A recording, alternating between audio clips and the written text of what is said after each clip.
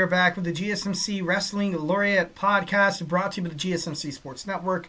I'm your favorite wrestling fan here, Eric Rodriguez, every Monday through Friday. Uploading content every Monday night. I am live on the GSMC Sports Network, 8 p.m. 7 time, 11 p.m. Eastern time.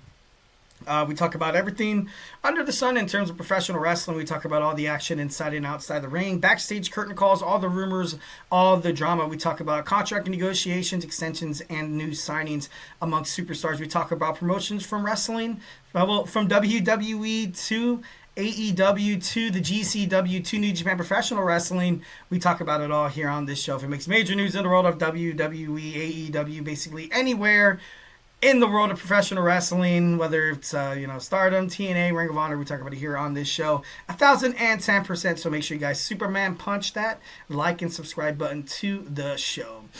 All right, so without further ado, we have WWE NXT. So obviously this was a fallout of all the action that happened Vengeance Day, and it was a good pay-per-view. It wasn't too bad.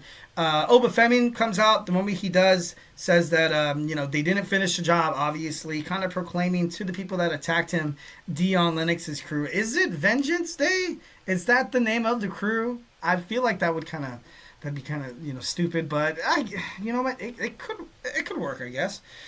So he came out, basically telling them to show their faces, and you didn't get the job done, so come and finish me off. Come and finish me off. The WWE NXT World Heavyweight Champion was caught by surprise, where you finally, I've been waiting for Moose to cross that line to NXT. It was kind of cool to see him do so. The X Division Champion shows up. Obviously, this kind of bounces back on what you saw on NXT Vengeance Day backstage, where you saw Santino Marella and Ava, talking. And, I want this to, I want this to be more of an occurrence. I want this to be more of kind of like a Ring of Honor, AEW, Dynamite kind of thing, where you see a lot of people from Ring of Honor compete on Dynamite, Collision, and Rampage. That's what I want to see. I feel like that would be so amazing for both of these promotion.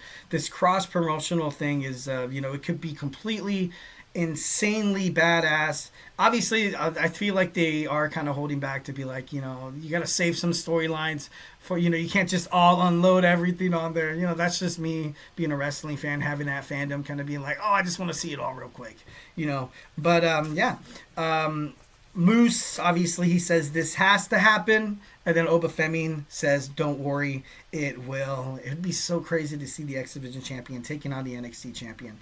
Triple threat match time. We got Jaida Parker, Karmen Petrovic, and Kelani Jordynne with the help of Ashanti the Adonis. You saw Karmen Petrovic pick up the victory. It was such a shock. But now we're going to ultimately see this whole storyline between Jaida Parker and Kelani Jordynne kind of come in fruition here. What's the next? Roadblock. So maybe they can't fight at Roadblock. Maybe, it'd be kind of cool to kind of see a different version of Kelani Jordynne come alive. And, much like you saw Jaida Parker take on Lola Vice in that street fight, maybe you see Kelani Jordynne kind of, what was it, Spider-Man 3, where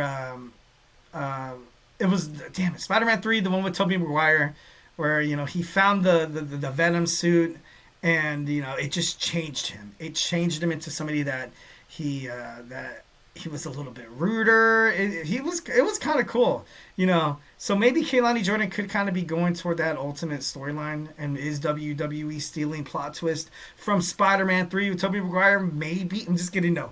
But I feel like that'd be cool. Kelani Jordynne, she becomes a heel. She does heelish things where she cheats to win. Brass knuckles, exposes turnbuckles, uses the ropes for leverage.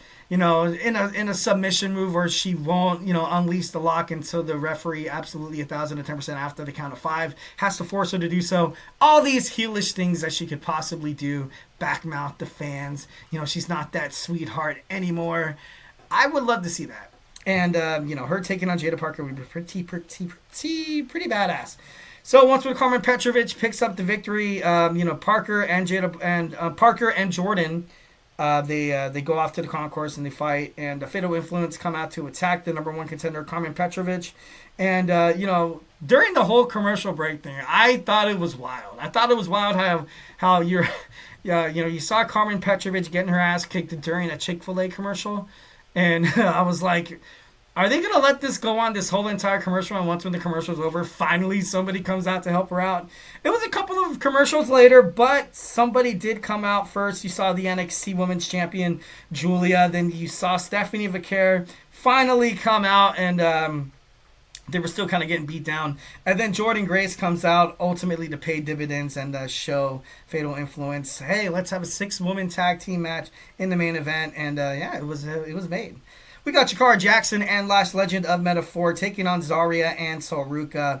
This was a good match. I definitely do respect Last Legend and Jakara Jackson in that women's tag team division. I feel like they'd be, since they actually are tag team wrestlers. And I'm not trying to hate on Bianca, Naomi, and Jade. But right now, the women's division on SmackDown and on Raw, to kind of help create a little bit of prestige in that women's mid-card title, you need those 3 girls. You need those 3 girls 1,010%. And, I'm not trying to downgrade the value of the Women's World Tag Team Championships because I feel like it is ultimately for tag team individuals. But, Zarya and Soruka also have cemented their name by defeating the Metagirls tonight on NXT. And it was a good bout. I was happy it wasn't a smash match. I did not want that to happen. I felt like that would have overall devalued Jackson and Legend, so I was happy that didn't happen. So then we get the Ricky Starks contract signing. Obviously, it's not Ricky Starks anymore. Ricky Saints, I buy it. It's cool. But when he's on the mic, I got to be honest, AEW, once again, kind of waste the young talent.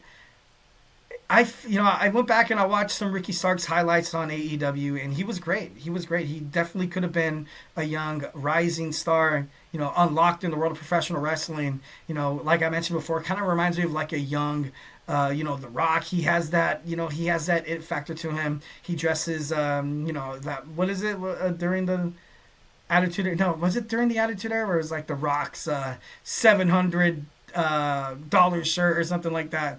He kind of seems like that, and he has a way of creating storylines and plots just by the way he talks on the microphone, cutting promos. So I definitely like this. Ethan Page coming out, Javon Evans. So we're going to get a tag team match next week. Wesley as well coming out to confront Saints. It's going to take some getting used to. I'm probably going to call him Ricky Starks a couple of times. I'm just being brutally honest. But it was good. It was cool. It was awesome. It was definitely what NXT needed. It's something that Ricky Saints needed. And he's going to do wonders in NXT. We had the No Quarter Catch crew, Miles Bourne and Tavion Heights, call out the TNA World Tag Team titles. Matt and Jeff Hardy, they're going to fight next week. So, the Hardy Boyz back in WWE. I think that's kind of cool. Do I want to see them on SmackDown or Raw? Not really. But now we're kind of building up toward like NXT and TNA. Constantly having cross-promotional matches, trying to prove that, no, I don't think they're trying to prove which show is the better show. So, maybe kind of comparing it to the early Raw versus SmackDown, in the early 2000s might be a little bit too much of a push, because I would not really want to see, TNA superstars, talk crap on NXT, and I wouldn't want to see NXT superstars to trash, TNA as a promotion. I feel like that would be, I don't think that would be a great storyline to kind of have that. But kind of having it like the 2 shows, Raw and SmackDown, where you kind of see, like where you see Roman Reigns come on Raw and SmackDown, to kind of represent when he was the Undisputed Champion. It was great. It was good. It was perfect. So I definitely want to see more of that. Obviously, falling into that same regime, I guess you can say, would be pretty badass. Shawn Spears defeats Stax. Obviously, kind of knew that was going to happen. Moose and Lexis King, obviously talking backstage. Alexis King is going to get a shot at the X Division Championship next week. Andre Chase taking on Eddie Thorpe. Eddie Thorpe keeps building up momentum. Andre Chase, it looked like a Chase U reboot with those 2 guys. Kind of sucks. I thought it was terrible. Andre Chase needs a direction to kind of go into, because right now it seems like he is heading toward a release, and it sucks. But it is what it is. Trick Williams obviously announcing that he still has a slate. He still has, something against Eddie Thorpe, and their feud is not yet finished. In the main event, we saw Fatal Influence get dominated by Jordynne Grace, Giulia, and Stephanie Vaquer, Jordynne Grace was able to pick up the win, pinning Jasmine Nix. It was a good show. It was definitely love it 1,010%. Now we're gonna start building up momentum toward NXT Roadblock. All right, so hey, do not go anywhere. We have another recap. We have another review. We have some more reactions by your Wrestling Laureate. We have AEW Dynamite. So grab your favorite snack, grab your favorite ice cold beverage. Join me here in about 20 seconds. So hey, do not go anywhere.